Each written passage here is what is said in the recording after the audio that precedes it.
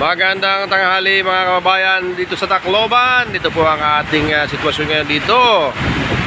Napakalakas po ng ulan mga kaibigan. At ingat po kayo dyan sa mga nagbibiyahe at nagbabalak lumabas. Magdala po kayo ng payong at raincoat na panangga sa ulan, sapagkat kita nyo napakalakas. Dila may pagbabadya ito ng masamang panahon. Dito nyo po mga kaibigan na ang buong paligid ay napakaitim ng ulap. Ayan o, at ayan na nga po, bumusta po yung malakas na ulan. Ayan, so kasama po dito yung malakas na hangin mga guys. Ayan o. Subalit ang ating daloy trapiko ay normal pa po. Sa kabila nung walang nagtatraffic na mga taga-Tomico.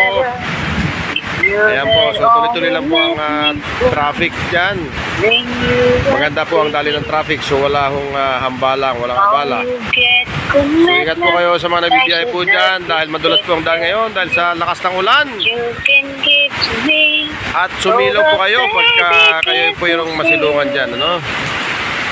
I can say goodbye to you. Ayan, so ina-update lang po natin ngayon. Ayan, ang mga nangyayari dito ngayon.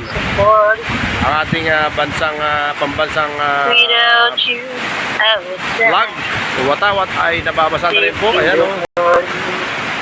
I know that you and I were meant to be forever. So, malakas po ang ulan ngayon dito sa Astrodome, sa Tacloban po ito, sa Leyte. Ayan.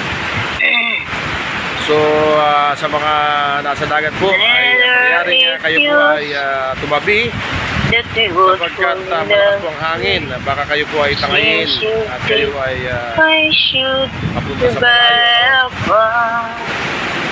So yan guys, ako lamang ating iyak sa inyo. Ayan po ang sitwasyon dito ngayon sa Tacloban. Maulan po dito at malakas ang hangin pa, ano? Ito ay magtatagal na pag-ulan, sapagkat makikita nyo ang buong paligid ay maitim na maitim. Ayan, maulap. Ayan, so thank you for watching guys. At ingat po kayo sa inyong pagbibiyahe. Paalala lang po, magdala po kayo ng mga kapote at payong.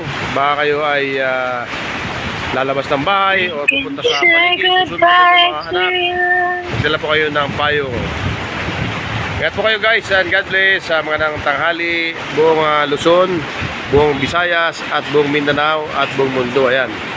Thank you for watching guys. Ayan o. God bless po.